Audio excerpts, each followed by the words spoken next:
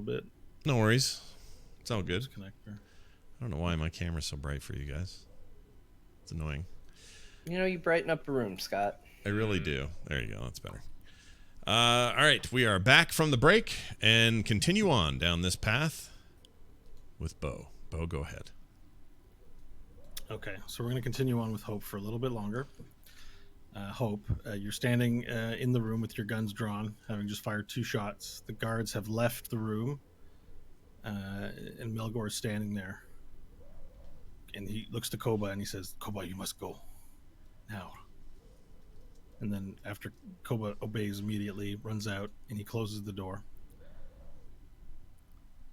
We must do this now, Hope. And he pulls out a dagger.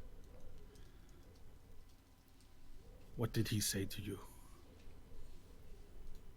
Dol Popio. He kept repeating it. This is bad. That's all he said.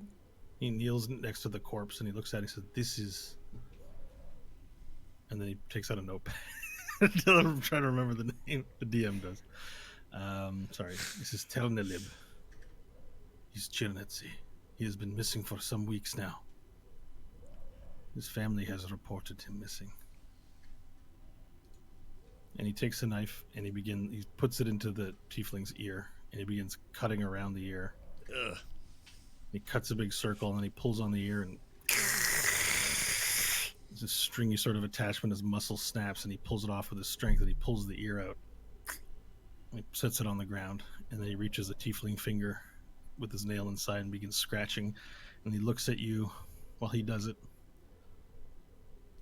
Aha! And then he pulls up. It's a worm squirming in his fingers. And then he shows the worm up, and then he drops it and he crushes it under his foot. Hope, you've been marked by the Lord of Madness.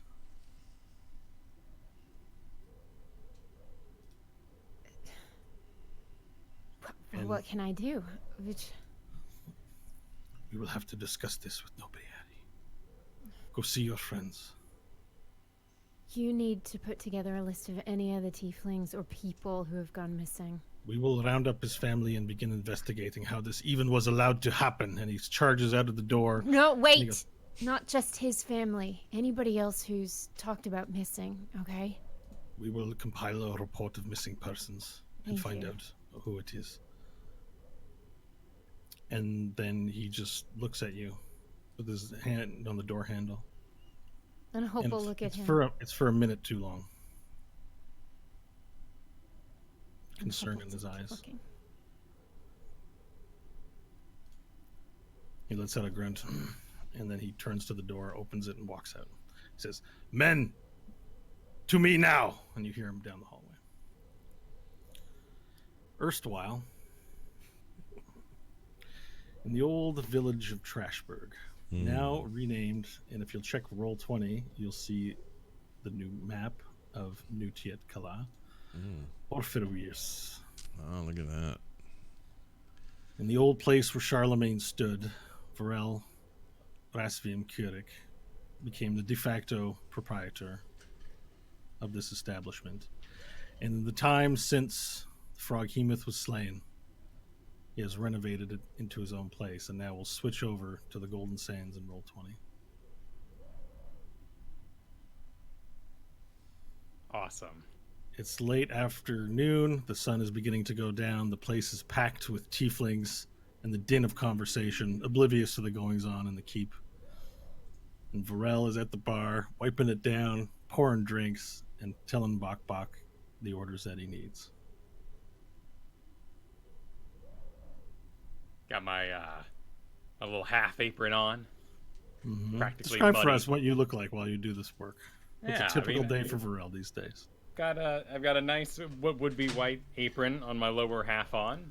People seem to appreciate the food more once I covered the lower half of my body, so I began doing it. It's a bit dirty, a bit muddy because I just wipe my hands on it from everything, use it to clean the glasses. I got a big barrel next to me that's just got General Brew in it. I just pour whatever's left. It's like General Tso chicken, but it's General Brew. Yeah. There's a menu that hangs behind me that says in common, pay what you want, barrel brew. Listed below that, pay what you want, barrel stew. Fist broiled daily. The ladle being special. Charlemagne's leftovers. Bach Box blowy moonshine. And the stranger special below that. The stranger special. You get There's that in the bathroom? There's a chalkboard that's been added to the far side of the room that says Monday, written on the top, common lessons. Friday, weapon crafting. And below that is written peace, I bring peace, with the E's underlined. And then don't shoot, and then the O's are both underlined. Okay. In the middle of the room is a dried out, half fossilized tree stump with all the gnarled roots, and pinned to it with nails and various instruments are pieces of paper. The stump of deeds, where I hang all jobs that come through my door for worthy adventurers. And by the wall where they enter, right by the door, is the pod, the rules of the bar, the pillars of decency. And it has 3 rules: honest talk, fair deals, and kinship among T and Collins. And then there's one table in the back corner there, where carved in crudely with a dagger is written liars.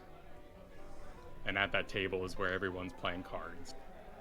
And that is the only table I allow anyone to lie at in my bar. Is that Foley or is that someone eating chips, by the way? No, that's Foley. It's cards Okay. being dealt. Here, listen Oh, to this cards. deal. Sounded like, I Oh, thought nice. Scott was sneaking chips, but I couldn't see it. No, they're It's in a cards. different window. That's beautiful, beautiful description, Varel. And it's a normal dinner service with tieflings. You look around; they all seem to enjoy being there, enjoying the companionship of their friends, and good food for the most part there. And through the back door stumbles in a human. Now you know this guy. This guy's name's Bob, Bob the human. and he comes in every day, and he's a drunk. And he goes, "Hey there, Varel. Bob? Good to see you again." Now, keep in mind, he was just inside the building 10 minutes ago. He just went out to go puke, as he does behind the bar. It's good to see you again. I had adventure. This is an adventurers guild. Can I have a drink? Of course, Bob. And as always, I appreciate your outdoor evacuations. Huh? What will it be? Evacuation. I'll have an evacuation. Can I get the general brew, The pay what you want barrel. please? And I grab a cup, dip it in the barrel next to me. I also have a tendency to dump old cups into that barrel, Okay. half drunk, put it on the table. I'd like to pay you with telling you how much I love you, man. You are the best thing that's ever happened to me. It was so hard to get drunk before. Now it's so easy. I just want to say thank you. I love you, man. I'm afraid that's not currency, I've learned in my time here. I do accept, perhaps, pieces of cloth, leather, boots, found animals. Then he deeps into his pockets, and then he pulls out the clothespin. And then he pulls out, oh, wait a second. I got something. I still love you, man. I know. You gotta run a business. You can't run a business if you're not making any of the bucks, right? You know what I'm saying. Little dollars. And he reaches into his pocket, and he pulls out a little piece of lint. Pretty big. He puts it on. I don't know what that is. Digs back in. Oh, I found one. And he puts a washer on the table. There you go. And then he puts both hands around the mug. Oh. And he begins sliding it towards himself. Currency from a foreign land, eh? Thank you, It's, Bob. That's the gold piece right there. And he takes the mug and he begins. So good. You should be a doctor, Varel. Because I- you're healing my soul with this sweet beverage. Oh, that's very kind of you to say, Bob. And he just sits there looking awkward. He's not much for talking once he's got the drink in his hand. And then you see the door to the establishment open. You don't see anything come through it, so you peer a little deeper, and much to your surprise, you see a dwarf walk in. And this dwarf, he's wearing leathers and traveling clothes, a vest with large arms, muscular on either side exposed, about a forest full of hair, Dan Hedaya style, just giant pile of hair on those shoulders. He's got a large beard, and he's wearing goggles, and he lifts the goggles up, and he goes, "Hey, Bottle! Good to see you again." And you remember Welcome, this guy friend. from... You remember this guy from months ago. You haven't seen him in months. Used to be a regular, but he's been gone for a while. It's good to be back. What are you pouring there, laddie, today? Don't Well, I know give you're me not none one of them. much for the barrel. Pardon me. I spoke when you spoke. I didn't hear you. I know you're not much for the barrel. We do have some of Bokbok's moonshine left. Moonshine, you're trying to kill me, lad. I just got in. I'm thirsty, and I don't want to rearrange my guts. That is fair. I have heard that it F's you up, as they say around here. Oh, I've you're also been informed damn to right. exclude the middle word there by some. Look, laddie, I just need something that tastes hard and is cold. One If moment, you don't mind. and I'll head into the back here, around Bokbok in the kitchen, and start digging through the old bottles that Charlemagne has left behind. You start digging through here. Bokbok, your words. We've been practicing. You mess make. Careful! Bok kitchen!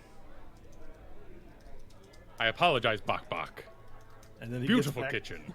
He's got an apron on, and he stands on a stool over a pot, and he's stirring it. Bok stir. He's stirring whatever's in there.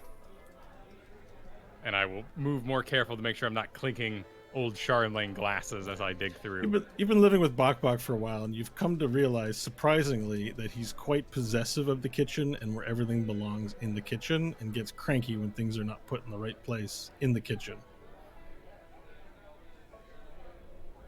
All right. I'm leaving, Bok. Mind the stew well. Yes! Bok stew! Stir! And I'll head back out into the main area and unpop the bottle. Start pouring it for the dwarf. Ah, thank you, laddie. It's been a long 2 months, eh? How goes the venture? Well, I've been meaning that's what I came here for. Remember on your board there, you said if you had any information about the principal's lands, to come and tell you about it. Yeah. I went to Mogan Frogan to do some trading on the Diamond Stroke, my land yacht,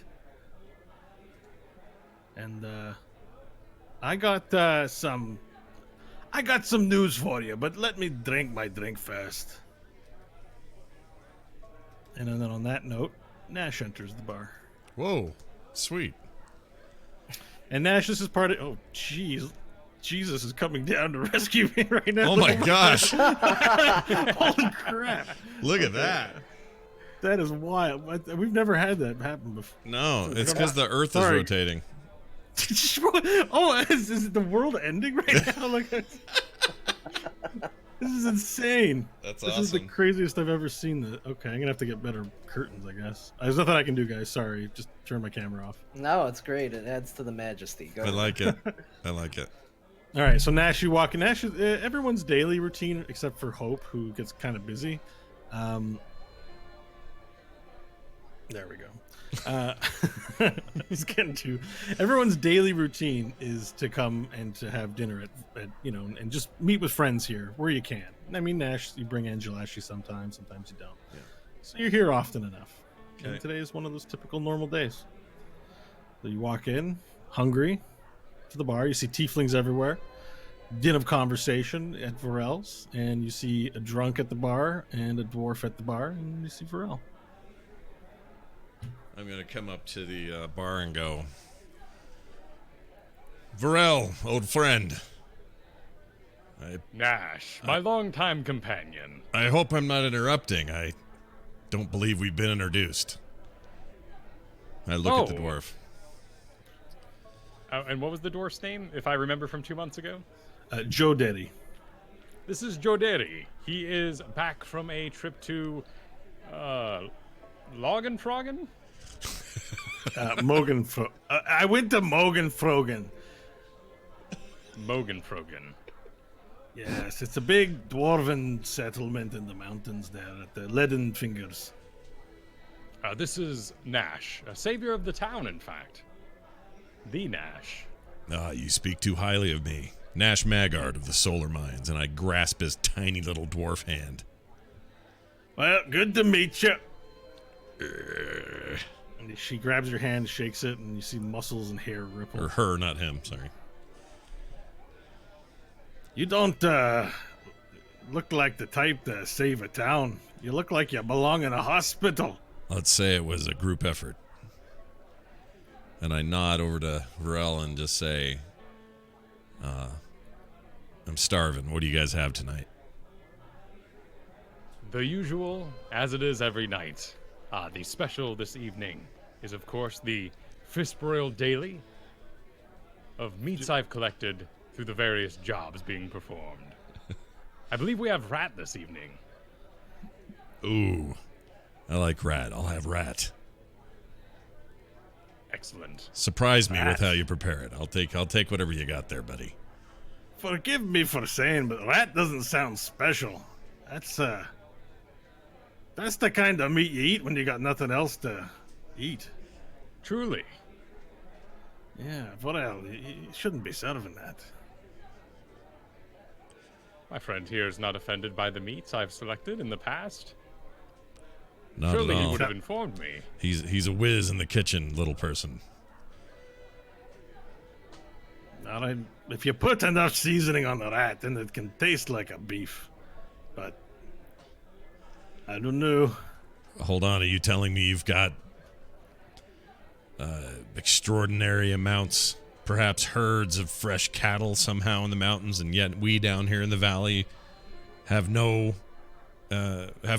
How where do you come from? that Boy, you do I have look meat? like a beggar? I'm Captain Joderi Strongney of the Diamond Stroke, the biggest land yacht in the desert. We've got trade, supplies, meat, stone, wood, everything. You want something? Joderi can get it for you. Is the meat tainted and radiated? No, Well, then how are you? only the finest of goods are sold aboard the Diamond Stroke. Well, This is the first I'm hearing of this, and I'd mean no offense to my patrons. Most order the stew or the sandwiches. However, Nash has a habit of coming in and ordering the special, which is whatever was slain recently on the Stump of Deeds. These I are the mean to rats. say, no one really eats the special, but you make it anyway. We keep it available, yes. All right, so what else have you got? You got something that ain't rat? Yes, there's the stew in the back that Bok makes every night, and there's the Ladobing special, the sand squid sandwiches. Ooh, sand squid, you say? I'll have a sand squid sandwich. Excellent. That's a rare delicacy for me. But, so you're Nash.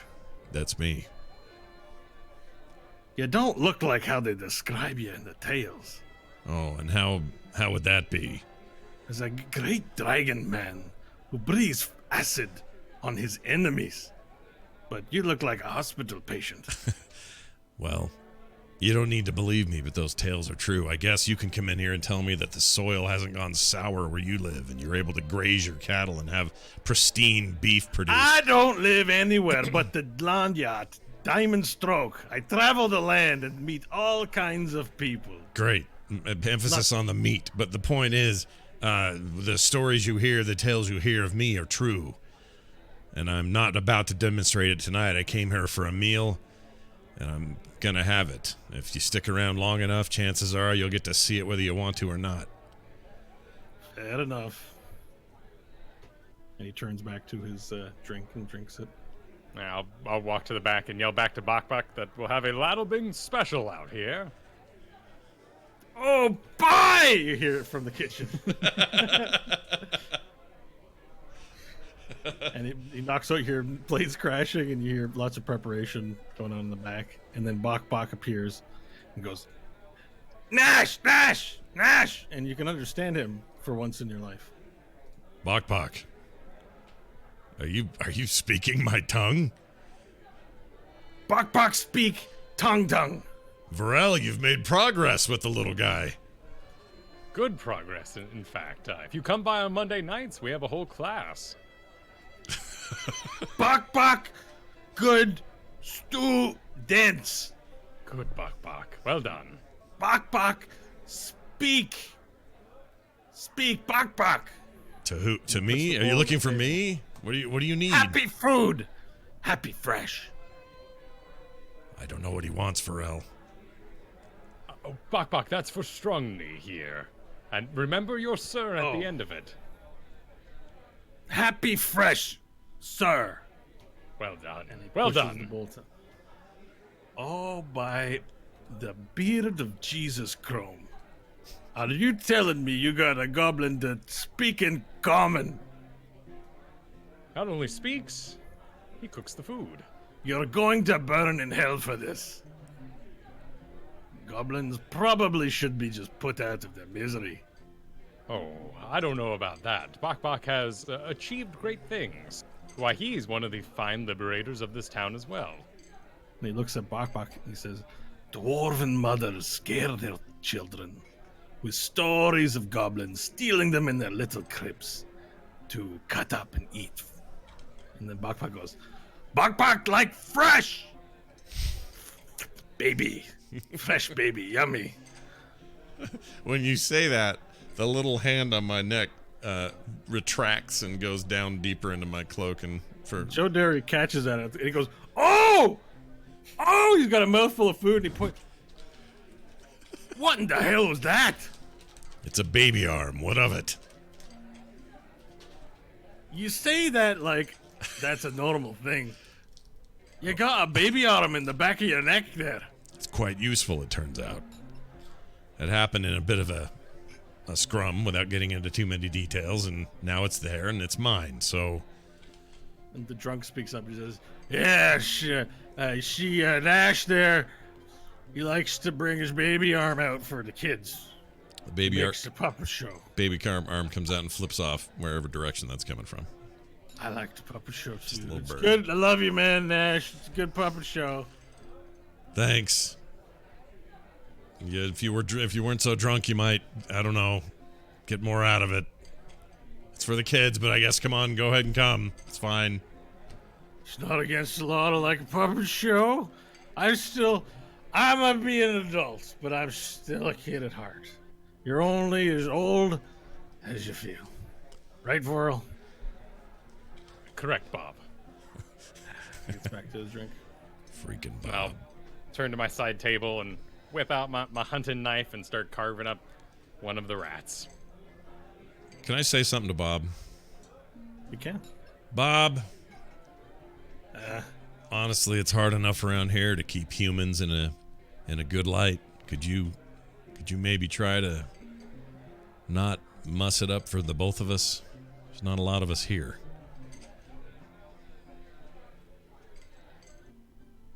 You trying to tell me I'm cramping your style? I'm just saying, my reputation is already hard enough without somebody stumbling around drunk all the time, making it worse. I'm not a drunk. Well, Who are you calling a drunk? You're in here every night too, drinking beer. and I eating guess if rat you meat. drink, if you drink every day, I guess you never drink. That's you right now. Hey! And he gets up off his seat and he comes over towards you and he puts an arm around you. His face is in your face. Hey! Look at the brain on this one. I love this man. He just gives you a hug. Okay. All right, Bob. Just Make love, not war. yeah. You go make love and have a little war yourself. You really ought to go home, clean up a little. All right. He gets back. He goes back over to his chair. Around on me, Varel. Nash put me in a good mood. Around. He digs into his pockets again. And he pulls out a bolt. And he puts it on the table. Around for the house. Bob. Bob, you put that away.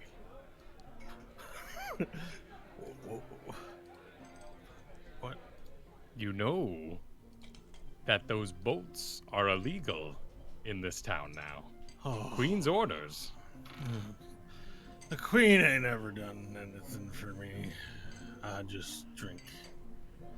It's not money. It's just. Oh, I thought that was money. Okay, and it's fine. He just knocks the bolt away off the table. He reaches into his pockets and he pulls out another bolt. I'll drop my rat, wipe my hands off on my apron, start walking around the bar, grab him by the collar and start dragging him out and going, "Rule number 3, Bob. Rule number 3. I didn't break the rules, Varel. Kinship among T and Collins, that involves obeying the Queen's rules. You're out for now, Bob. What did I do wrong? I don't even know what I did wrong. Guzzbucks, Bob. Guzzbucks." And I chuck him out the door. All right, strength check because he is resisting you. All right. A 20, not natural. Okay, you win the grapple and you've got him and you drag him to the door, pulling him out. And the tieflings all look at you and they're all kind of laughing because this is a usual thing for Bob. Bob being this way, this is not new. And you open the door and you chuck him out. He goes, "Ah!" Boom. He hits the ground. Goodbye, Bob. Oh man! And then boom, the door closes. Probably should have done that sooner. Why do you keep letting that lad in here? He was in here last time I was in here. Rule number 3, my friend. What's rule Kinship. number 3 again? Kinship. Kinship among the T Collins. Besides, that Bob's harmless most of the time until he isn't. Right. And so, Stanley, as you're approaching the bar for the evening, you see Varel throw out Bob. And this is something you've seen before, too. And you're now outside of the bar, seeing Bob on the ground. I just give him a little nod, Bob. Sorry? I just give him a little nod, Bob, Okay. and then walk to the door. A nod, Bob. Oh, hey. Hey, Stanley. Stanley, get me back in there. I apologize. Tell Varel I apologize. I will let him know. You can try again tomorrow, Bob, as always.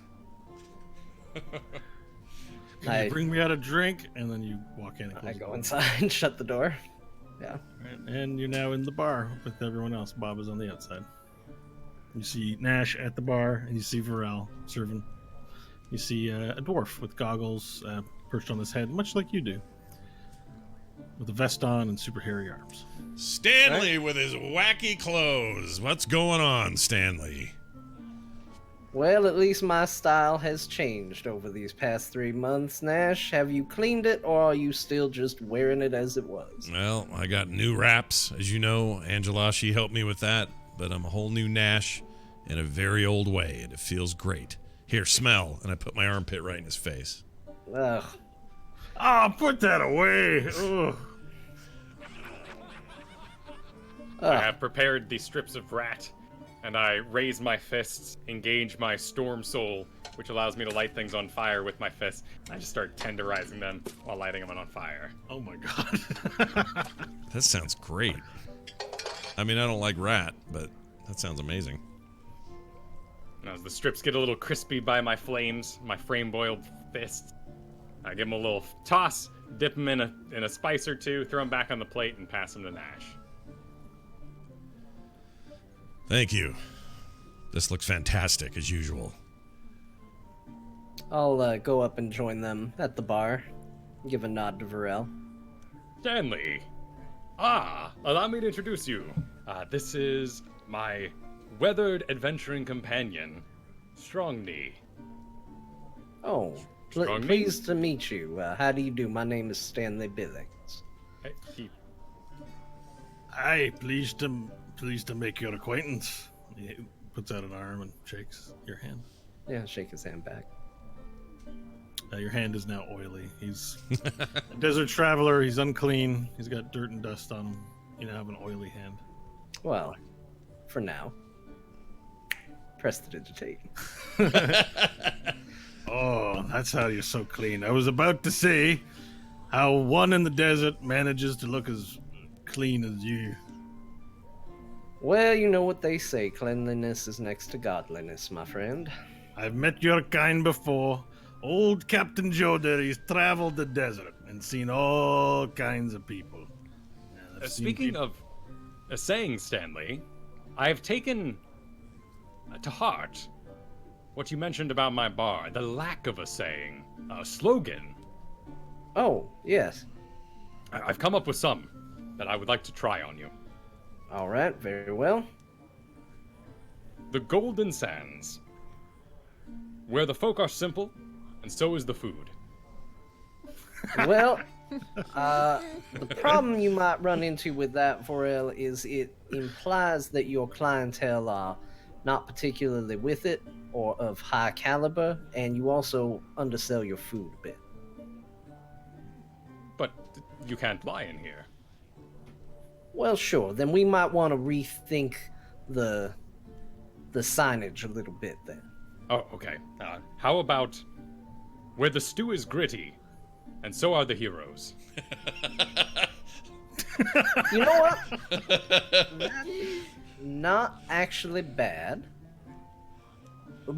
Let's put that one aside for the moment. What else you got? All right, I got one more. I got this idea from the jukebox that Charlemagne left. I didn't like the original tone, though, so I changed it. Glorious deeds and decent meats. It was originally dirt, but that I didn't like the dirt deeds. So glorious deeds, you see? I see what you're going for. You know what? I think I like that one best so far. Now, I'm not saying you should stop workshopping these ideas, Varel. If anything else comes to mind, you can just go with it. For right now, I think that one's your winner. Excellent. Well, Nash is having the fish broiled special, but it is rat this night. There hasn't been any fine killings on the adventuring board lately. Can I get you the usual Lattlebings? Yes, that would be great. And if we have a moment later, I think there's something we should all discuss. But perhaps later this evening, a little more privacy at the time. Stanley, I have a new trick I'd like to show you. Pull on the hem of my cloak. Just tug it lightly. All right, Nash. I reach out and I pull on it. I got you again, and I turn around and finish my rat.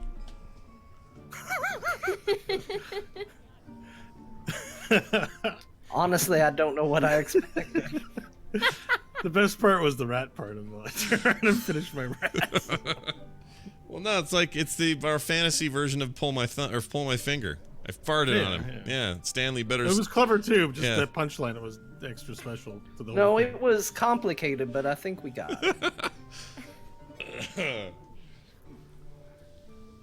I will alert Bok Bok of the next Lattlebing special. And Okay, Laddle Bing, coming. Bok bok, stir. You hear this from the back. A moment goes by. You guys remain silent for a second. And Bok Bok opens the door with the plate with the food upon it. Who give who? Who? For our friend Stanley Bok Bok. Ah! Stan Lee! Stan Mustache! And he looks at you. That not Stanley! And I'll bend down to Bok Bok's level and put a hand on his shoulder. And I turn back to Stanley. We haven't learned shaving yet. I have to... Pardon me. And I go into Goblin. Hair removal, Bok Bok. Humans, hair temporary. Humans so stupid! Make hair go? Why? It itches for kisses, I hear. Kisses! Ah! You see, he starts spitting in your food. He's like, "Pah, pah," but he's not very mindful, so like the spit is going into your food. Pah, pah. Who's mine? Stanley, like he's holding the bowl Okay, or good. the plate up in his hands, and Vorel begins describing to him why they shave. Although you guys don't know that they're going, "Ah, ah," and then he's like, "Bah, bah, bah, bah," and then into your plate. Nash Magard of the Solar Mines finds this very amusing. I'm Well, laughing are at you that. telling him to spit on my food? No, I'm explaining to him that the hair that emerges from your upper lip is temporary Uh-huh. and removed, as I've heard, for kisses.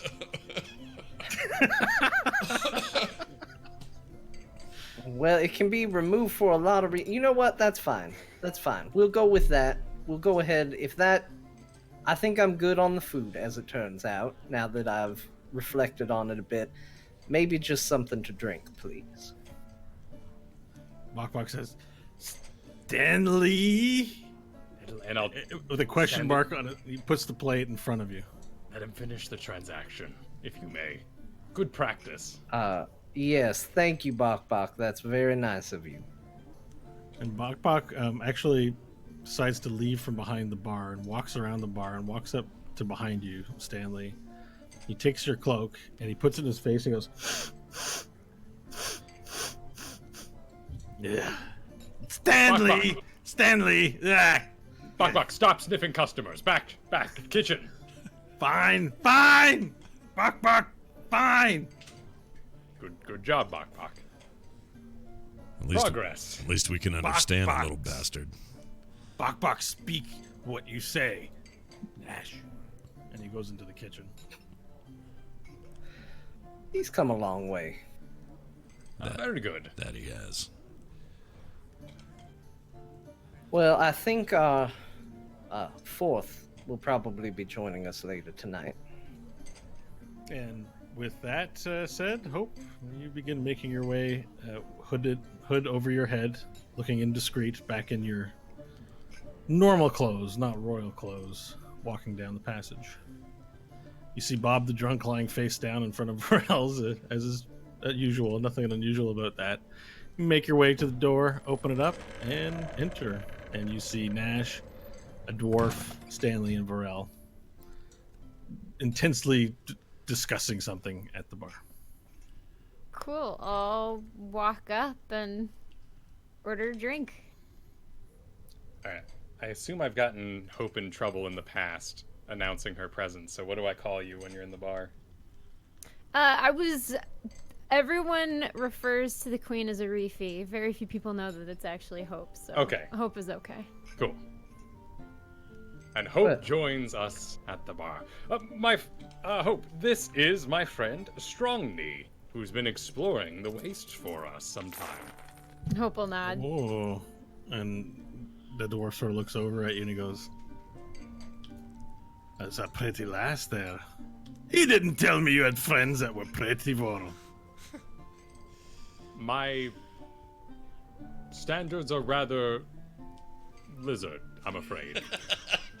He leans over the bar and he looks to you and he says, "You wouldn't happen to be with someone, would you?"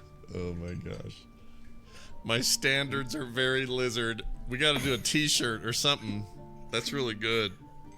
Sorry, go ahead. Hope will just grunt in a way to confirm that, yes, she is. Ah, that's too bad. Vorel, do you know any single women? A dwarf's been out on the sands for months.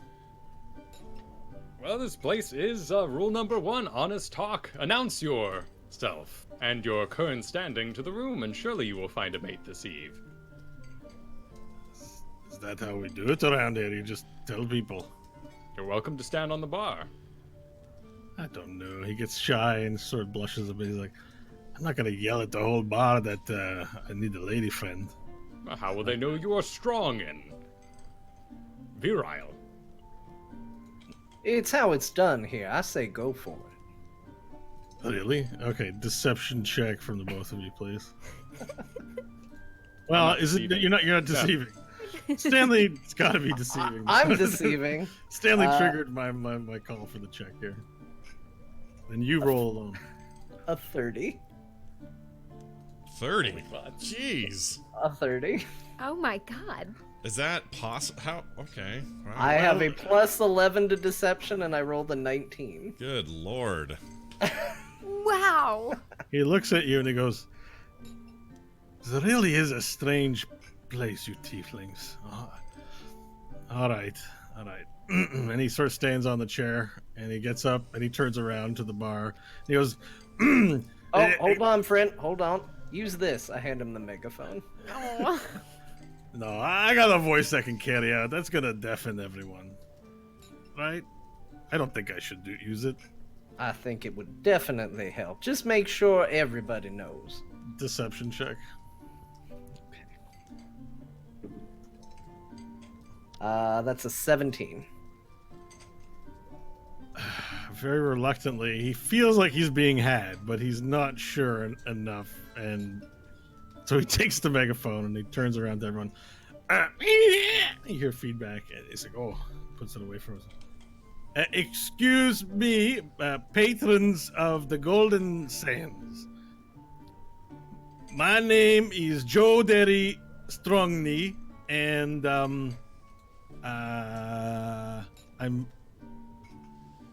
I'd like to spend the evening with a fine woman. If you know of a fine woman who's available, that would be great. Tell them Joe Derry's looking for one. I've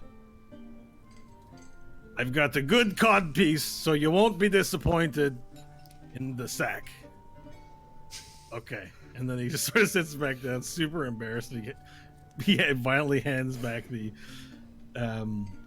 he hits you with it in the chest, kind of like, not violently, but just, and you sort of grab it back. And he's like, he looks kind of embarrassed. He's like, "I think you're having me on there, lad." No, you did great. Vorel, that was great. Yes. The megaphone was artificial, though, and you should not have accepted it. Well, why didn't you say something before I got up there? I figured What's the Stanley matter with you? knew something of these matters. Well, I figured maybe his prospective mate is not immediately in the bar. Maybe she's making her way here. The louder the voice, the more ears to hear. It's a fine point. Well, we'll see. I don't think anyone's gonna come and talk to me. Nobody. Everyone's kind of in the bar, kind of laughed after he had said that. So he's starting to he's starting to get a sense that you guys are pulling off. Well, I'll go. Excuse me. How many of you are now incredibly attracted to our new dwarven friend? And they do this. Okay. I don't think it worked, Stanley. I don't think your freaking magic worked in this case. There's no magic to it. Look, he's a dwarf that wants to announce his intentions. Anybody that would respond to it would naturally be a fine match for our dwarven friend. Agreed. Really, I'm just saving him the time of figuring it out on his own. You wouldn't happen to know any of you lady lizard folk? Not in the immediate area, no. Though I'm getting the feeling that I have no idea how these people match up. There's no dance being held, no fireside declarations of passion. It's the horns. The horns. And how do they help with the mating? Hope will just start drinking. That's all she'll drop. Listen, laddie. I've been to a lot of places and bagged a lot of mithril in my day, if you know what I'm saying. But I've never bagged the scaled one, I suppose. It'd be neat to see. I'm an adventurer. In the desert and in the sack. You Like wouldn't I happen to said, know. it'll help him find people that are a good fit for him. Perhaps you should tell me of your findings, yes? Sorry. I need another. I need another beer, please. Can you fill me up? Absolutely. Tosses a gold coin on there. Before I say anything about what you're looking for, there was a reward. And since this is information, once I say it to you, there's no guarantee. So I demand payment up front, please. Very 1,000 gold, as you put on there. As we agreed, and I bend down under the bar and dig through the pieces of paper and find the original sheet from the Stump of Deeds. And Good. start stacking the gold on the sheet. And he's satisfied that you're doing this. He's like, all right, tell me what you want to know. I've been from here and back to Mogan Frogan and the principal city itself. I didn't like it there, but I went there so I could give you some recent information. What do you want to know? And Well, keep in mind, Stanley, you do among, and this is for the viewers' benefit more than you, because we've talked about this, but you do have a copy of a map that you can refer to as well. And I don't know, do we have copies of this to share with our listeners? I We don't do know. have to Do share. we? Yeah. So, but if you need to refer to the map, you can. You have the map, so. That'd be awesome if we had that. Okay. Yeah, while he talks, I'll go ahead and pull that out. Well, I can do that. Just if you refer to Roll20, I put the map in here, so why don't we just do that? For my own curiosity, and I allow everybody to take a look at it as well. All right, so Stanley opens up his pack, his bag of holding, I believe. You know, Yeah, Stanley's got a new bag. He reaches into it impossibly deep and produces a map. yeah. At Vinky's, it got made. You produce the map and roll it out onto the table, and he's like, this is a fine map you got here. Very beautiful. Oh, handsome Dan Dakota. I've heard of him. His maps are the best. So what do you want to do? And I lean on to the bar and kind of get down into the conversation, inviting my companions in. Well, firstly, did you take the esophageal pass? Aye, I did. There is only one way. Well, there's two, but one way, really. Actually, there's three across the mountains. But if you've got a vehicle, as I do, there's one way. That's the esophageal pass. My land yet can't drive up mountains. Any resistance or ogres? Well, there's a tower there, and the Koromu Kishi, they guard it outside. So they ask you who you are, where you come from, and they know me. They know me everywhere. I'm Captain Joe Derry Strongney of the Diamond Stroke, trader extraordinary. And they let me go. You mentioned there were alternative ways there. What methods are you referring to? Well, if you can find a way to fly over the mountain, that's one. And there used to be a dwarven ruin. You see it on your map here, Moog Kirag and Moog Kirindag. Two connecting dwarven settlements. Unfortunately, as legend tells it, it fell victim to a curse, and their people are gone, and the place haunted by demons. So, not exactly a way for anyone to go. Anyone that went wandering into the fated canyon has never come back.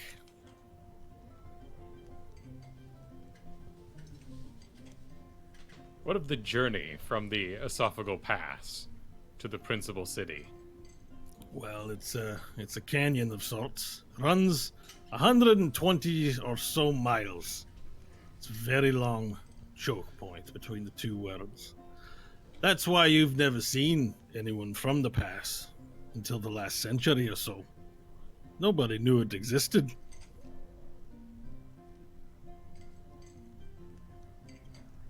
How is Principal City faring? Well, it's a right shithole, but it's got nice things in it if you're affluent enough. Mostly, it's full of impoverished people earning a living in its 3 great spires. Rock formations, like fingers coming out of the dirt. They have names for them, and I'm getting them. The first one they called the Thumb. And there's the Green Bank, and that's where they manufacture vehicles. And they have a large array of solar panels. And these wind things, I don't know what they're for. I go, solar panels. What? Where? At the Thumb. At Principal City. And there's a second one, larger, called the Ring. Like the ring finger, I think. And on top of that one, the Arcanum Universalis is found, as well as the gardens and the Endless Market. The last one, the tallest of them, is the Index. And that's where the Principal's citadel can be found.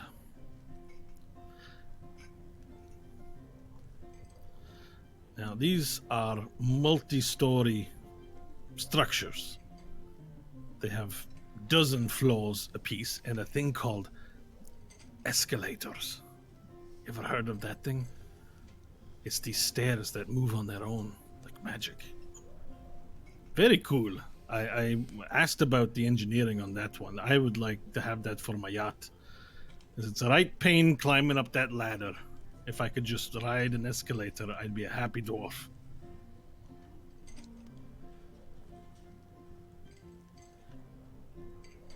When you pass by Slave Town, the salivating fields, was there any reinforcement to the old wooden structures?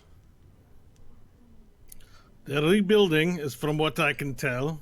The old town is back up and running. The oil beards are still there, the bastards. I hate them oil beards. They're born punched in the face. Right. Well, the lady's here, so I can't say what I'm going to say. Let's say it starts with a C. Oh. She's pretty tough, but that's a gnarly one, says Nash. Aye. Friends? Any questions for our man? If we wanted to get back in touch with you, where will you be staying and how long are you here for? Well, I'll be here for at least a week while we sell our goods. My crew is repairing the yacht. They're not allowed to take any kind of break until it's fixed. And, well, if I meet a smart lass, I might be here a bit longer. You know what I mean? He starts elbowing Nash. Dude, I'm eating my wrap. Calm down. I barely know you. And I'm eating my wrap. So knock it off.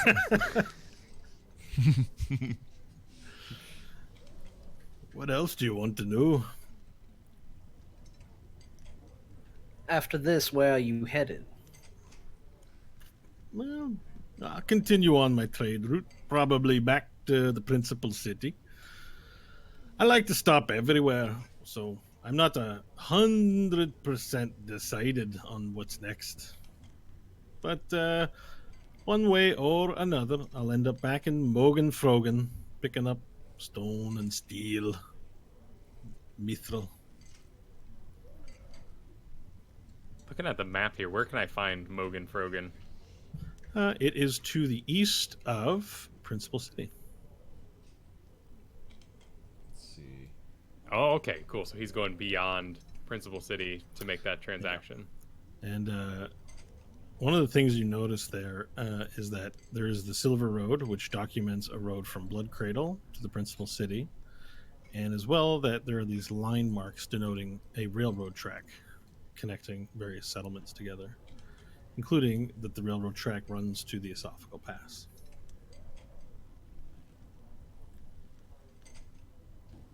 Interesting.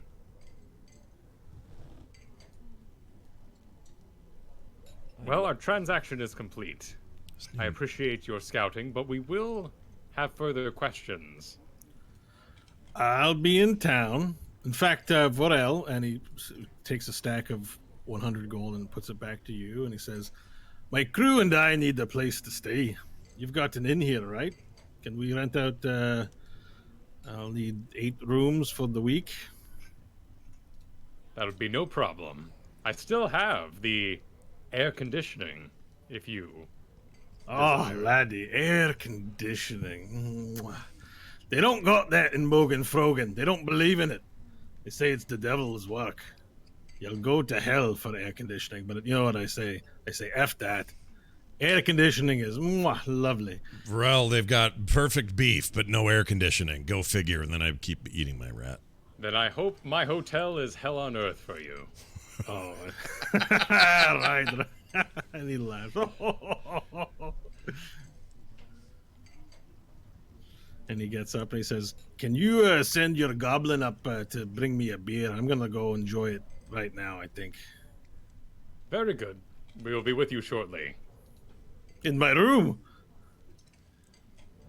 The phrase. Oh, the, excuse me. The delivery. You said we, and I thought that meant all 5 of you were coming up, and I got scared. My bad. Send the goblin. And I That was actually a bow thing. It was not the character. I pass him his key. We'll be all up in your room in a second. We're gonna tuck you in. Mm-hmm. Sing you a lullaby. Like you do. All right. So as the dwarf makes his way upstairs, crawling up, he's going humdy humdy humdy ho, humdy humdy humdy ho. He leaves and leaves the 4 of you to yourselves in the bar. Stanley, I believe you had some order for us to attend to. Well, I think it would probably be Hope's place to mention it more than mine if you want to let them know what happened today. No, go for it. Well, it turns out that court was a little more interesting than one might have expected. We received a visitor from someone we all are familiar with. Softhead showed up. I see.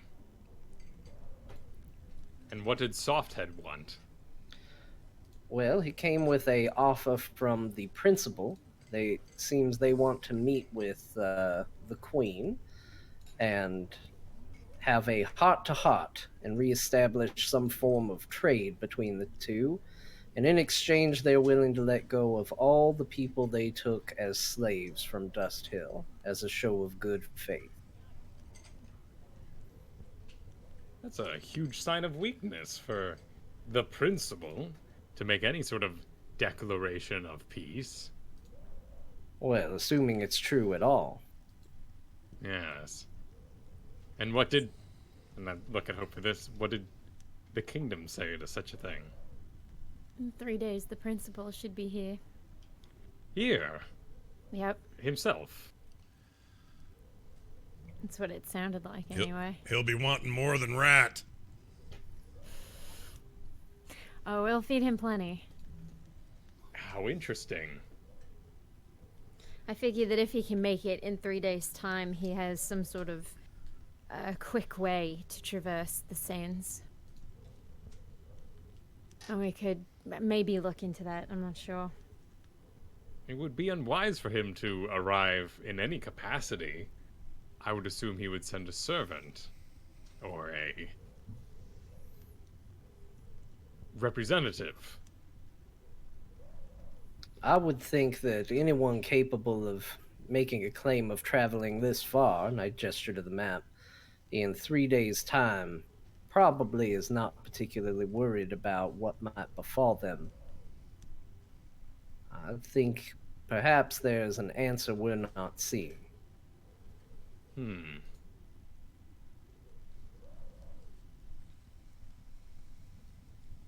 Anything beyond Softhead's arrival? 27, 47 now. You remember him? With the tattoos on his face. Boom. Yes, he was executed today. They found him. And others that were trying to start up their gang again, but they should all be dead now. Well.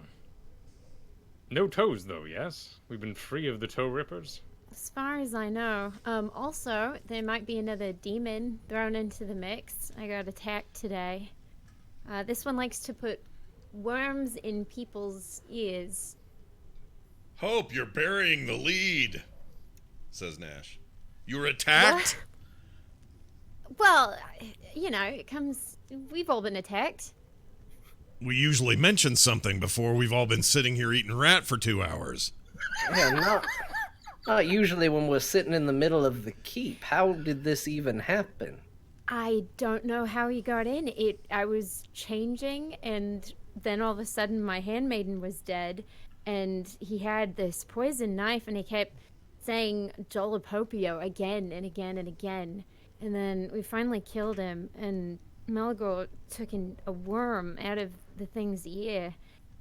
I guess the tiefling had been missing for a few weeks, so we're gathering his family to ask about it, and then taking note of any other people that have gone missing. Dolopopio, does that mean anything to any of us?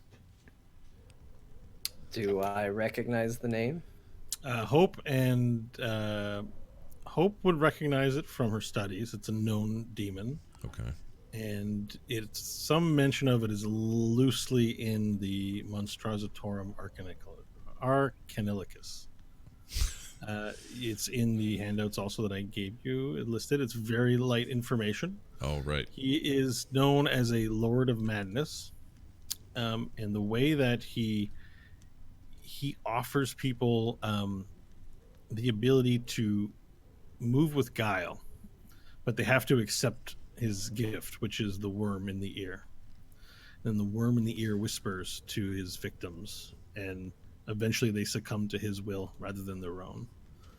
But before that takes place, his offerings are usually very seductive, in order for people to know the right thing to say at the right time, and to know how to proceed artfully through conversations in such a manner. As to what he looks like, I'm just actually referring to my notes because there's a lot of them. Just want to make sure I get it right. So they call him the Worm, the Madness. He's the demon of intrigue and guile. Offers power and subterfuge, and then reveals the price only when it's too late, but also a Lord of Madness. He offers his disciples the worm, which pours into the mind and communicates his will. There's no images as to what he looks like, except that there is one form, and something you've seen before, Hope, is that he's like a giant earthworm, but black, and he has faces and tentacles all over his body. Not unlike the gibbering mouther you might have faced before. I'll convey that to everyone. Great. Hopefully he doesn't yabber on like that monstrosity. Piece of shit mouther. I hated that thing. Wouldn't be excited to see another one of those things. So how could these two events be related then?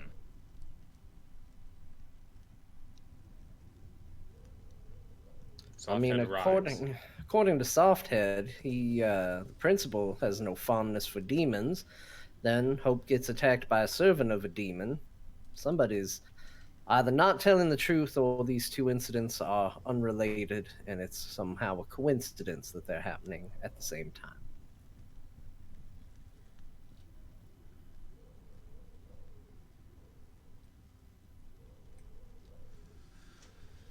And as you guys sort of silently think about what this might mean and how they might be connected, but answers are coming up short, some customers walk into the bar, Pharrell. So you hear voice, like it starts off as you sort of hear these voices like outside, like, and then the door opens and about 6 tieflings sort of stumble in to the bar. They look already kind of toasty and glowy, and they're like, "Well, we are here in the Golden Sands. Look at this shithole." And they sort of walk in and they start moving around, and one of them goes up to one of the tieflings who's eating dinner and takes his plate and knocks it off the desk. "You are a traitor, brother. This place is owned by a lizard. You should be eating, drinking, and supporting a business with your tiefling brothers. Hey!" And the rest of them goes, "Hey!" And then the lead tiefling looks at you and he goes, "That's right, lizard. I'm sending a message from Benjo, who owns the Sharphorn and... Wait, what? What do they call it? What's it called? The Shorttail and Sharphorn establishment. That you should close your business down. You have no business serving tieflings. You should only serve goblins and weirdos from the desert, not tieflings. Aye!" And his friend goes, "Aye!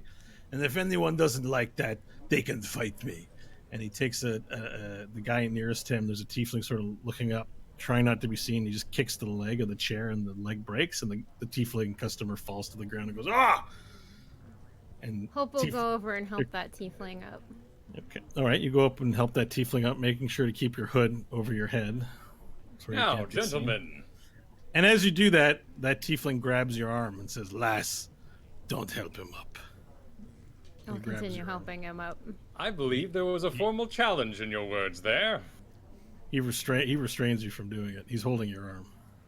The tiefling down below gets up of his own and starts walking towards the door, and all the tiefling customers begin exiting, not wanting any trouble today. I'll just look back to Varel. Friends. Sorry, am I not hearing something? Oh, yeah. Are you not hearing us? Yeah, sorry. You have to repeat that for me, please. He just said friends. Yeah, Okay, friends. I appreciate your observation of rule number 1. Speaking honestly. But I do believe you did issue a challenge to me, the owner and proprietor of this establishment. And I happily accept. Oh, you're going to regret fighting me, I think. And he takes off his jacket and reveals like a large, muscly chest. All right. Come here and get your lumps, you sad sack of scales.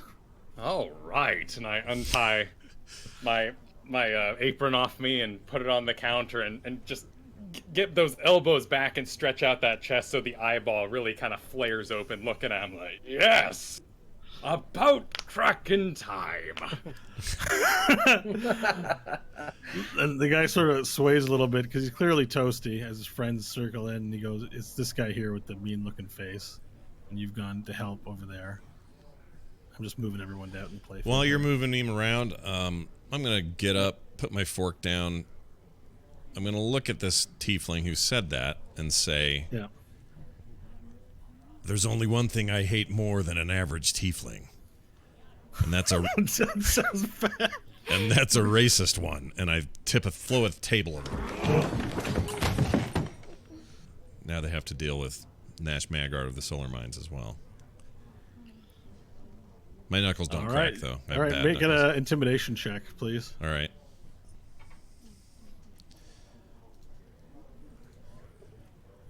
Are you having us both do it, or just me?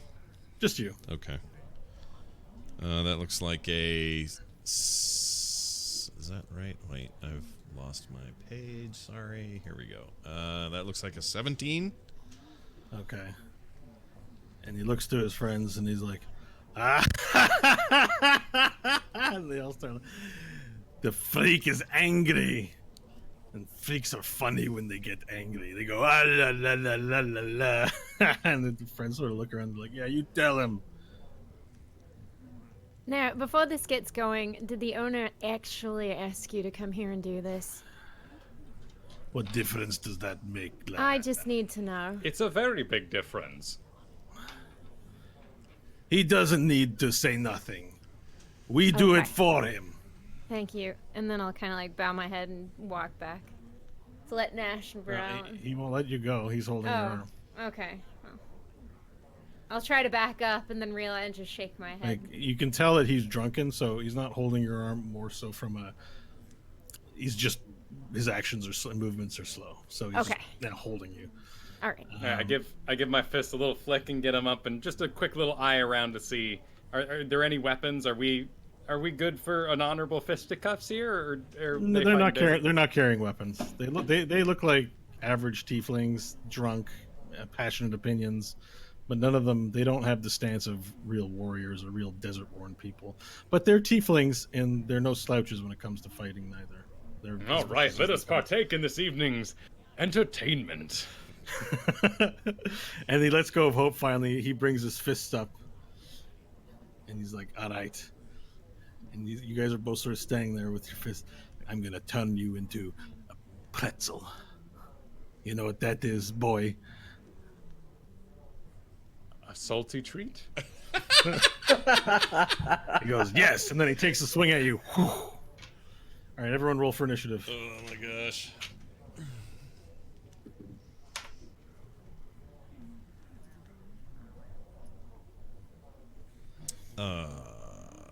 Let's see. 24 for Stanley. 19. It's my best ever initiative roll. 25. Oh, my God. All right. 11.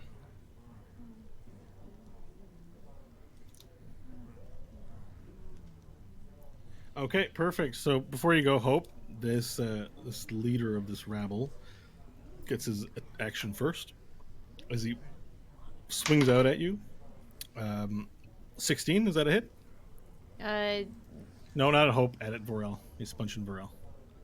At Burrell. That is a Extra your miss. AC up. Okay, so he swings out, and you dodge. You pull your head back and dodge out of the way. He goes, Hope, it's your turn.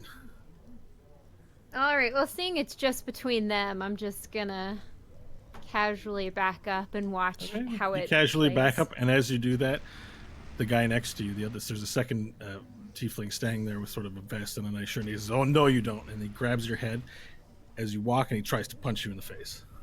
Pulls your hair and tries to punch you in the face. 21. That'll hit. All right, you take 1 point of damage. But the face, it connects with your face, pow, and you sort of see white and get dazed, and poof, and you can continue walking. It's still your turn. Okay, so what? I'll be shaking the daze out of my eyes, but rage is quickly replacing it, and I'll walk over to the bar, and I'll grab the mug, and I'll smash it against the bar, and then I'll start walking back toward the dude that punched me in the face. Okay. Okay. You still have an action and a bonus action. All right, cool. What would the broken glass thing count Say as? we'd rule it like a dagger, but without finesse. Improvised weapon. Actually, no. Since it's improvised weapon, you don't have a feat for it. It's 1 plus your strength modifier 1 plus strength. Okay. to a minimum of 1. Okay. Some people sometimes have minuses on their strength modifiers. All right, and then a 1d4, I'm assuming. No, 1. It's 1 damage plus your modifier. Oh, just 1 damage plus modifier. Okay. Yep. Your All right, strength well, modifier. go for 2 hits to his face. And then what would a strength modifier you said, correct? So a 17 and then a natural 20. Okay. So it's first hit is going to be 1. What's your strength modifier? +1, so All right. 2 so damage. you're not proficient in it, so you don't get your proficiency bonus. So you did 2 damage, and for the second one, you double any dice, but you're not rolling dice. So I'm just going to give you double damage flatline for this. Cool. So again, it's 2 points of damage for the second hit, so 4. So you walk back, and how do you punch this guy? Like, Oh, I want to cut him right across the cheek. Maybe give him a wider smile. okay, all right, perfect. So you go and attempt to cut him with the sharp edges of it, and you scratch up his face. It is a mug, so it's not like efficient like a knife is for giving somebody the Joker smile. So you do your best that you can, and you put these large scratch marks on his face as you pow pow and hit him. Stanley, your turn. So Stanley is still sitting at the bar, sipping at his drink, and he looks over his shoulder, eyeballing the guy that has been talking in front of Varel, and just very casually looks at him and says, "All right, so a couple of tiefling idiots decide to pick fights with the saviors of the town who single-handedly beat an army. This is gonna go well," and unleash that as a vicious mockery. Oh damn. Okay. I mean, not fatal this is- damage intended. This is a bar fight amongst Teat Kaleen. Are you sure you want to go and start doing pulling out the real weapons by default? Keep in mind that these actions will be remembered if people live to tell the tale. I mean, the thing is like, it's just vicious mockery. It's Can psychic I do damage. it? It's magic. Yeah, Stanley does You it. can do it. I'm just letting you know that Yeah. there's a Yeah. level of dirtiness to this that Varel made a point of saying this is good, clean fun. And magic is not clean fun. Magic is cheating. It is to me, so I'm doing it. Okay. I'm not saying no to you. I'm just letting you know what the ramifications are of this. Wisdom 16 save. Oh, you rolled, but just keep in mind Varel has rules. He's gonna be pissed at you. All right, so Varel, 16 save. All right, the dice isn't rolling yet, so you can take it back. You don't take it back. Okay. No, Roll no. the dice. All right. 17. Okay. So that's Nothing, a save. Yeah. Nothing happens then. Yeah, he had to be. You yell your insult, and the tiefling that you were going to yell it to just looks at you and is like, "Bleh," spits a "Bleh" on the ground. All right. Anything else? Stanley goes back to drinking. Okay, Nash, your turn. All right. I'm standing here because I threw that table, and I'm now looking at, I guess, this person. Whoops, hold on. That person. Yep. I'm going to move up to here, Yeah. and I'm going to. Let me see. That's still in my. I can't remember what I put in my thing. Okay, I know what I'm gonna do. Yep. I'm gonna reach into the pouch that contains my 6 cups of poop, bat poop. Oh my gosh. 3 months Still old. there? Yeah, oh yeah, All these months later, he Still not wet? only still has it, but he keeps it with him. yeah. It's still there. I Put it totally in do. Tupperware. Tupperware exists in this world. It's a nice sealed bag. It's not anything that's gross or anything, but I finally have a chance to use this stuff, so I'm pretty stoked. I reach into that bag and I just smear it in their face. And I don't know if that counts as an action. I don't know if it will or not, but That's if an not, I want to headbutt him. What? That's an action. Okay. But I mean, the full action you can describe it. You put one hand behind their head and put the other, scoop it out. And, Yeah, that's Like this, basically it. And then yeah. All right. just roll, gonna smear it in their face as hard as I can. So this sort of feat, I'll let you pick sleight of hand or acrobatics for the feat. It's not an Let's attack do. feat. No, you're not attacking with it. You're Right. Actually, either one's not gonna really be about the same. So let's see. It's not super hard of an action to do. I will say that. 14. You do it. Nice. You scoop a big pile of bat guano that's at least 3 months fresh in your pocket, and just put one hand behind the tiefling's head and just you. What's that guy's name from Back to the Future? You biff. I totally biffed him. Yeah, gave him the Totally biff biff. Tannen. Yep. He ends up in the shit in every movie. All right. So you biff him, and he's got shit all over his face, and he goes, oh, and you just see his face is covered in poo, except his tiefling eyes are like blinking. can't believe what's just happened to him. And I go, "You're a real shithead." That's my turn. Okay, and now it's your turn, Varel. All right, I will advance towards my main opponent and give them a reckless fist swing for a 25. Okay, it's a hit. Cool. I And then will you jab have two them attacks. for 6 points of damage. Okay, so you're not doing punches; you're doing natural weapon claws. Oh, that's a good point. I guess these would be gentleman fists at the moment. So I mean, these fleshlings cut real easy. yeah, so let's do unarmed strike. So that's just a flat 5 damage. All right, flat 5. And so that's a lot of damage for an unarmed strike. Well, you got the. I mean, I have a +8 strength, so yeah, a lot of So strength goes into it. you just wind up and you just punch him. And it connects Mortal Kombat style. And he's like,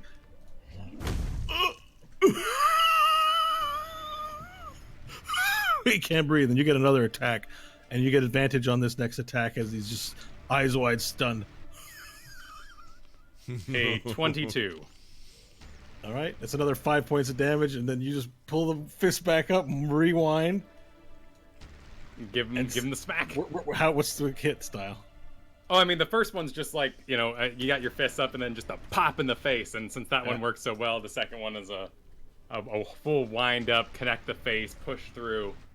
Okay, and so then just as time slows, as the fist comes down, big lizard fingers the size of his head just crack, and you hear crack, and his face goes, ugh,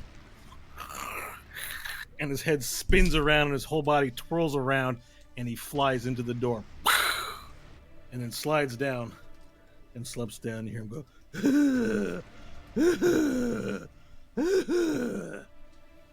and then the guy next to him looks at his friend, and he goes, looks at you, Hope, and dives you.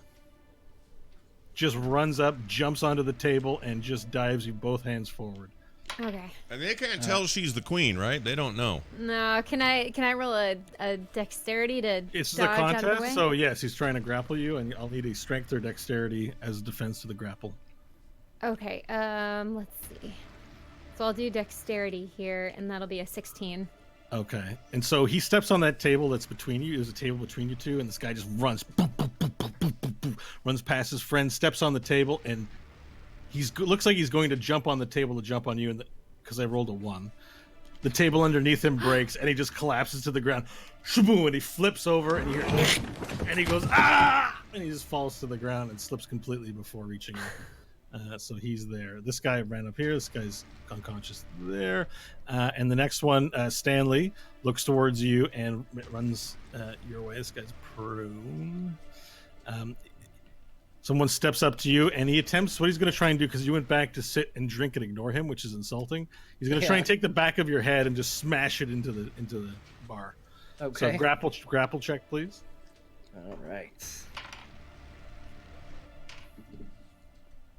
And this is remind me, this is just a straight dexterity check? No, it's a dexterity. Just to keep it simple, dexterity or strength. Yeah. Okay. So with a dexterity, it would be a 19. Okay, perfect. So he goes to grab your hand, and you sort of duck gracefully under his hand. He goes, whoo, and just whiffs across, and then slips onto the bar, but doesn't fall. Nash, the one next to you that you put poo on, his eyes facing, you're going to pay for that. And he takes his hand, wipes it, and he puts it on your face. and he manages to do it. He goes, and he puts it on your face, and then he takes a swing where the shit is. And he goes to hit you, and you manage to duck out of the way after having poo on your face. So now you got poo on your face, not as much, and the other guy does. Now behind nothing I'm not used to, by the way. Totally used to having poo on my face. Now this tiefling next to the guy you punched out, Varel, looks down, and she looks at you, and she goes, ah! And she rushes up to you and goes to punch you. She brings her fists up, looking toasty and drunk. And she's like, ah! And she swings wildly at you. 18? Hit. 1 point of damage. And it connects with her scales, and she looks back, and she goes, ah! Ah! Ah! And she grabs her wrist and her arm. Hope, it's back to you. All right. Now, directly in front of you, there's one prone who fell from the table, and there's a guy with the eye patch on the left. So the guy with the eye patch is the one with the face scars now. Yeah, that's the right. He's got face scars. The dude that's prone, he's looking like he's gonna get back up, right? For sure, he's not dead. I mean, none of them are dead. We're not killing them. But the guy Vorel punched out, he's done. he's done for Okay. So he's face first on the ground, correct? Yeah. Okay, so what I'll do is I'll put my mechanical leg on his back and push down as I go to hit the dude with the eye patch again. Cool. All right. So roll with advantage to pin the guy in front of you. Oh, nice. A natural 19, I guess we can say. Okay. Perfect. You win. So you step on top. Let me just make sure the tokens are in right order. You step on top of him, pinning him down, and then you can do your attack roll, your one remaining attack roll to punch the scarred face guy. Okay, cool. With That'll your be a cup. 9. Okay. It's a miss. As this time he ducks, like he hits your hand and knocks it away. Ugh. And that'll be Anything my else? turn. Hopefully the weight of my mechanical body keeps the one prone down. Stanley, it's your turn. Yeah, he's really going on the ground as you step on his back. Stanley, your go. All right, so the guy next to me is kind of just. It's actually a woman. Oh, The the woman that looks lady very next to manly. me Yeah. You is, thought it was a guy, but it's actually a woman. That's all right. People mistake Stanley for that all the time. That's understandable. Mm-hmm. Sure. She's kind of just sprawled over the top of the bar, right? Yeah, she missed, and now she's leaning over the bar. Okay. Stanley is going to. Jeez, I don't have anything that's not like insanely overkill for this situation. You've got fists. That's all you need in a fist fight. Yeah, sure. Why not? I'm gonna try and do what she did to me and just take the back of her head and just bam into the back of the counter there. Okay, grapple check. That's 15. That's about as good as Stanley can do. You win the contest. You grab the back of her head. You now have it in your hand, and you can make an attack roll if you wish to smash it into the bar. Sure. Let's do that. That is 16 to hit. All right, you do your One unarmed damage. You smash her head. You just take her head and just go bam and smash it into the bar. And she looks, oh, she's got rat meat now on her face. And you smash her, and you can know she's seeing spinning lights right now. Yep, I go back to drinking. And you go back to drinking. Nash, your turn. All right. You've got back guano on your face and on your hand, notably. Yeah. It's, still good. It's like Nutella all over your fingers. I go, I have had worse. And then I want to do like a rear back with my elbow. I want to come forward with my elbow and just clobber him in the side of the head. Okay. Basically a make an attack punch, but I want to get fancy about it. roll. Yeah, make an attack roll. That will be a 17. It's a hit. Nice. It's 1 damage plus your strength. So what's your strength? Oh, sorry. My strength is 0. Modifier. The modifier is 0. It's a big you do- 0. You do 1 point of damage, and your elbow just goes into his face, splashing guano everywhere. And and you go, ah! And you've hit his nose, and he puts his hands up to his nose, and then he picks his hands back, realizes he's got shit on his hands again. He's like, ah! And it's like there's a big clump right in one of his nostrils, and he's like, ah! He's trying to brush it away. Okay, now for this lead guy, he's down. So Varel, it's your turn. All right. So the lady just punched me. I'm gonna turn to her and oh, what a blast! And just haul off a reckless attack in that direction with a 27. That's it. 5 points of damage. All right, you punch her. Where do you punch her? Just she hit me in the face. I'm gonna hit her in the face. Okay, so you punch her in the face, and just as soon as you punch and your fist moves away, a large swelling, just your face swells up immediately. It is so hard. Just she goes, "Ugh," and you have another attack. All right. This is just gonna be a winding gut punch Yeah. for 26. All right, you do another 5 points of damage as you bring it back and just boom, uppercut right in the solar plexus, and she goes. You hit some boob too while you do it, and you know it's extra painful. And then it's so painful, she flies up into the air like 2 feet, and then just drops face first to the ground. Boom! And a big cloud of dust shoots out from under her from the floorboards. You keep the place clean enough, but still, you notice you're like, oh, the floor is kind of dirty. We need to get Bok Bok to clean that. Okay. Now, the one next to you, Hope, as you take, she's out for the count 2. You've taken out 2 now, Varel. But the one next to you, Hope, who's now dodged an attack and is starting to feel that he's got the upper hand on you, goes to grapple you again to try and save a friend, push you off, and then probably like pin you down on top of you. Okay. What's your roll? Strength or dexterity? Doing dexterity, and it'll be a 19. Okay. Well, I've got a 20. Oh man! And it's natural. Close. So he grabs you, he jumps across, pushes you to the ground. You end up flying 5 feet. He flies 5 feet with you. He ends up pinning you down, and he's got his shoulders on top of you, and your hood falls back.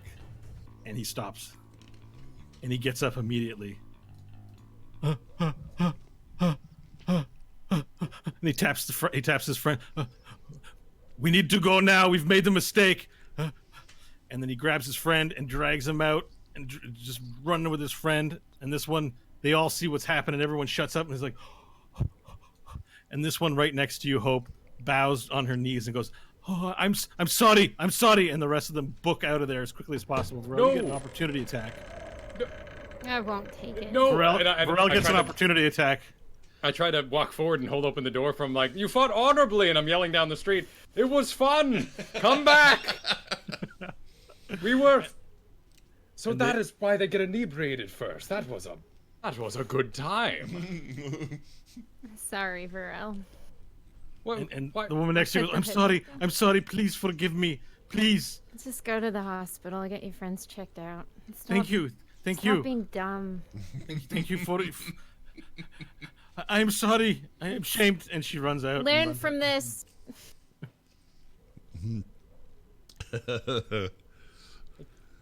And the bar becomes quiet.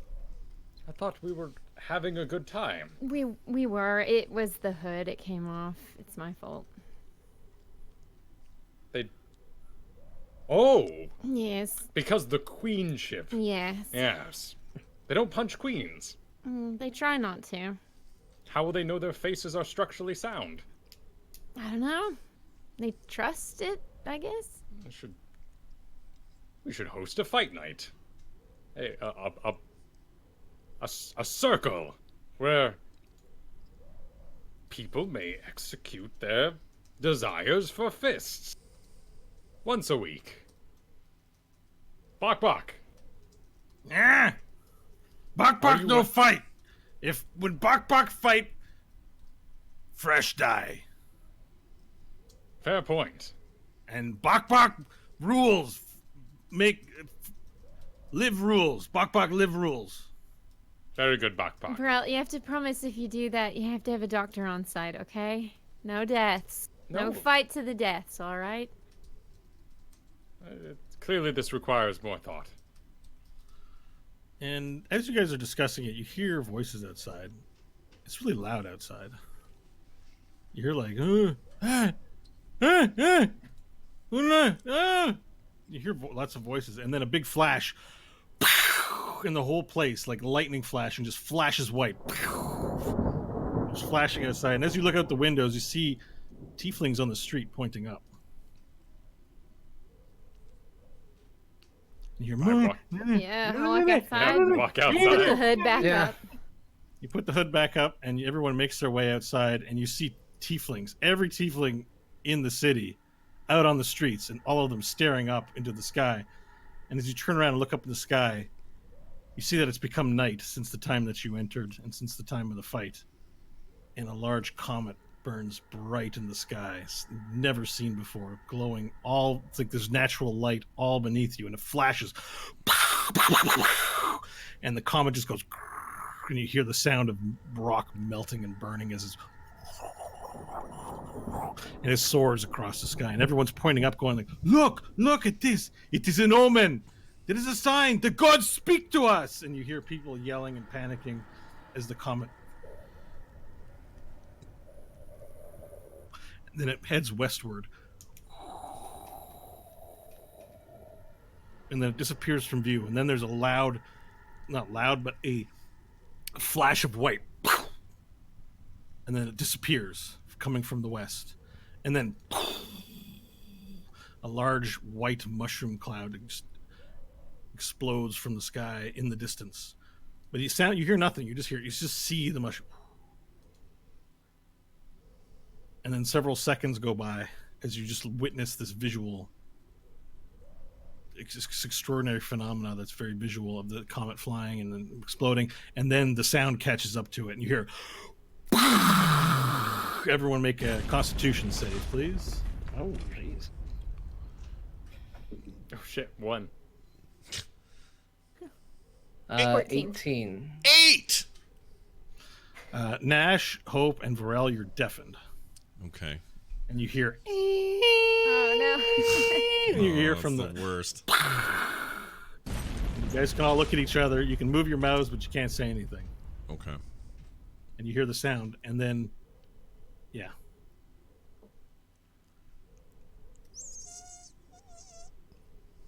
Then there's nothing. Start waving in people's faces, pointing. And you at see my the ears. people have. Many of the tieflings in the street have ducked down and held their ears.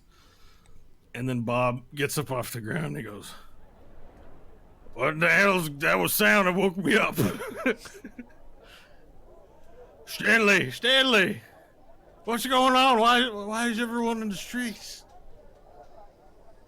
I don't know what that was, Bob. What? I didn't hear you. Bob, I look around to see if anybody can hear me. Can anyone hear me right now? I hear you. Oh no, I can't hear you, can I?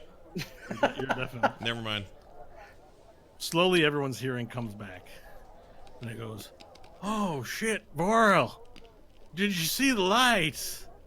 And hear the sound? I heard the sound. Mostly, I just heard the sound. What did you Bob. see?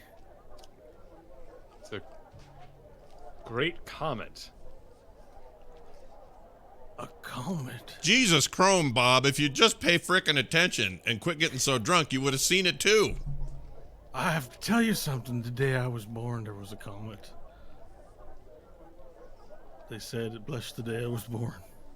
Hope will look at Nash and Stanley, very worried. Freaking Bob. And as he says that, a large cloud moves into the town. And then you start to hear pebbles and rocks sort of hit roof, and it's raining stones. Whoa. I need everyone to make a dexterity save, please.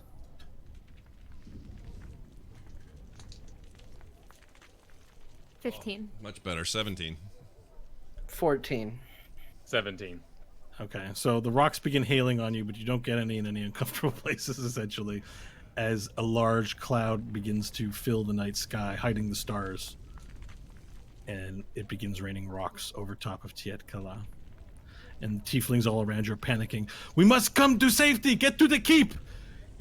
We are under attack from the sky!" And they run towards the keep and panic everywhere. They're screaming, and you're standing out in the streets thinking about what you just saw. And we leave it there for this week. Oh, well done. This is my favorite episode of the new season. No, I like back it. to your rat. I Get back actually to like it that much. I actually like it that much to say that it's going to be hard to top it. That was really good. I enjoyed the hell out of that. Well done, everybody, and thank you, chat room, for hanging around with us and spending time with us on our day to crack open a whole new version or a whole new part of this campaign. It's very, very exciting. We can't wait to bring you the rest of this business. A reminder, we launched it today. The There Will Be Dungeons Patrons of Dungeons system, which basically is just your way of helping us out and kicking in a little bit for the content you love. So head on over to therewillbedungeons.com. As soon as this episode ends, I'll have a link there. You can also find it on the store link up there, but it's going to be real obvious. You'll click it, and boom, there it is. It'll tell you all the different tiers, what you get for each tier. Super simple. Hop in there, make it happen, and we got rad stuff to send you when you do. A bunch of you have already signed up. Thank you for that. And for those who haven't yet and those listening on the podcast, now's your chance. Again, that's therewillbedungeons.com. I think that's everything. Is that it, Bo? I guess that's it. That's this week's story. That's this week's story, everybody. You'll have to tune in next week for the continuation. And we're sticking with it. So come back next week. We'll have more. Then we have a week where we're not here. We'll talk more about that next week. But me and a few of you actually that are in the chat room today are all going to be in Las Vegas having a little bit of a party time. But then we'll be back. So full show next week, though. Not going anywhere for that. And then we'll fill you in on what's going on in between. But I guess that's going to do it. Thank you all for listening, for being here. Again, therewillbedungeons.com is the place you're going to want to go. And you'll find everything you need for the show. If you're looking for archives, video archives, audio, whatever, it's all there. You can send us messages there as well. You can also send us a voicemail if you want, 801-471-0462. We'll play it on the show. And next week we'll be back to that, reading your emails, playing your calls, and getting Kristen's rad recaps of the previous episode. Now she's a DJ. She's remixing them. It's fantastic. It's not remix, it's remix! So from me, the still cranky Nash, from the successful restaurant owner, Varel, from the queen herself, Hope, and from Stanley in his dandy clothes. We'll see you next time. Have a great week. We'll see you then.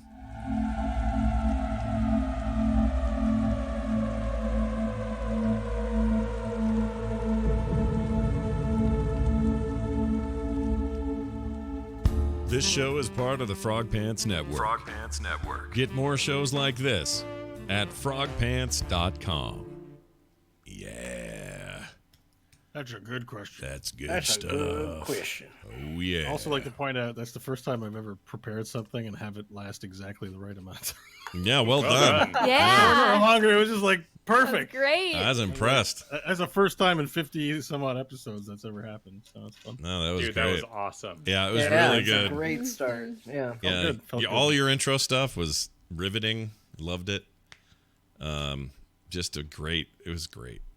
It's Thank good. you. Yeah, I felt pretty confident about it too. I thought it was going to go well, and Yeah. I have a whole year to make intrigue and things come along, so it doesn't all have to happen episode 1. So. No, a good fist fight's a great way to. Nice touch, Take it cutting off. out his tongue. I mean, a lot of this stuff I don't know what you guys are going to do with it, and I was like, oh, Right. yeah, Boy, that's that tongue unexpected. cutting. I just watched The Mummy for Film Sack, and they do a tongue cut in there. Oh, yeah. Yeah. Freaking love the movie. Face I- of a new life. That I movie's also great. like your take on being stuck in the desert. Like, is this a dream or not? Oh yeah.